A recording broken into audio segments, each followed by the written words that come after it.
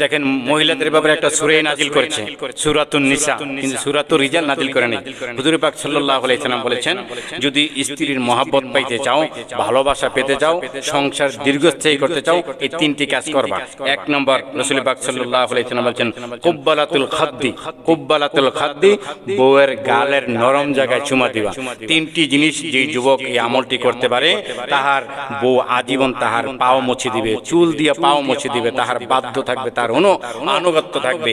এক নম্বর, রাসূল পাক সাল্লাল্লাহু আলাইহি সাল্লাম বলেন, কুব্বালাতুল খাদ্দি, গালের নরম জায়গায় চুমা দেওয়া।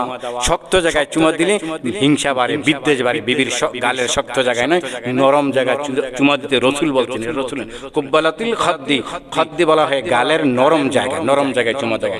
দ্বিতীয় নম্বর, কুব্বালাতুল আইনাইন, দুই চোখ বা দুই চোখের মাঝামাঝি জায়গায় কপালে চুমা দেওয়া। রাসূল বলছেন, স্ত্রীর মহব্বত, ভালোবাসা, আজীবন স্ত্রী তাহার পায়রবি করবে যদি যেই যুবকে, যেই পুরুষে বিবির কপালে চুমা দেয়, দুই চোখের মাঝখানে চুমা দেয়। কুব্বালাতুল আইনাইন, চোখের মাঝে, চোখের দুই চোখের মাঝখানে চুমা দেওয়া। তৃতীয় নম্বরে, কুব্বালাতুল ইয়াদি, হাতের নরম জায়গায়, হাতের শিহরগের এই নরম জায়গায় চুমা দিলে স্ত্রীর মহব্বত বাড়ে।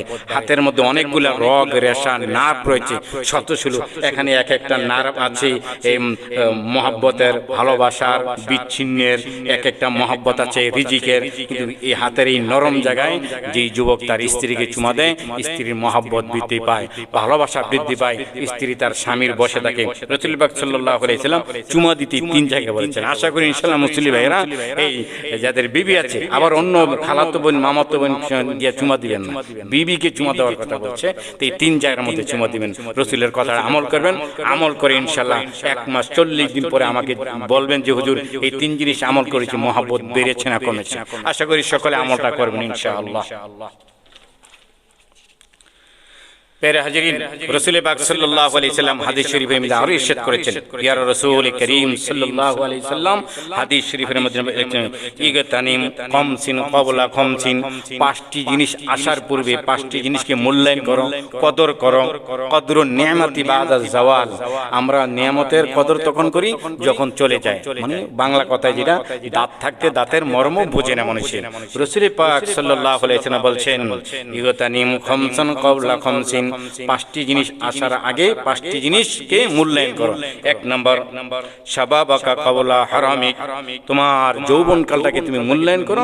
তোমার বৃদ্ধকাল আসার আগে যৌবনকালে ইবাদত বন্দি করতে ভালো লাগে, কিন্তু বৃদ্ধকালে ইবাদত ইচ্ছা করলো ইবাদত বন্দি করতে শরীরে দেয় না, শরীর মেচমেচ হয়ে যায়, দুর্বল হয়ে যায়, উইক হয়ে যায়। তাহলে এক নম্বরে পাঁচটা জিনিস আসার পূর্বে পাঁচটা জিনিসকে মূল্যায়ন করা। নাম্বার 1, শাবাবাকা ক্বাবলা হারামিক, বৃদ্ধ অবস্থা আসার আগে জোয়ান কালটাকে মূল্যায়ন করা।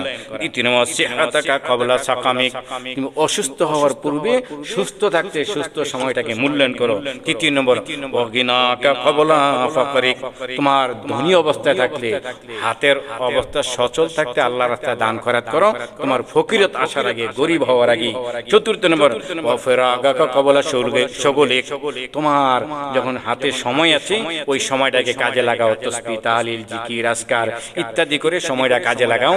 তোমার যখন সময় থাকবে না হাতে, কাজের ব্যস্ততা বেড়ে যাবে, তখন এই সময়টা আসার আগে তোমার ফারাকাতের সময়টাকে কাজে লাগাও। পঞ্চম নম্বরে, হায়াতুকা ক্বাবলা মাউতিক, তোমার মৃত্যু আসার পূর্বে তুমি হায়াতে জিন্দেগিকে কাজে লাগাও। যখন মৃত্যুর গড়গড়ে এসে যাবে, তখন তওবা কবুল হবে না, তখন হায়াতে জিন্দেগিটাকে নামাজ, রোজা, তেলাওয়াত, জিকির, আজকার, মুরাকাবা, মুশাহাদা, মসজিদের কাজ, মাদ্রাসার কাজ, নেক কাজে, ভালো কাজে সময় দিবেন।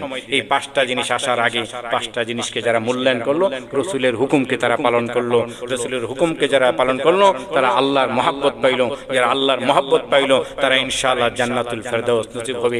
সকল মুসলিম ভাইদেরকে এই আমলগুলো করার তৌফিক দান করো।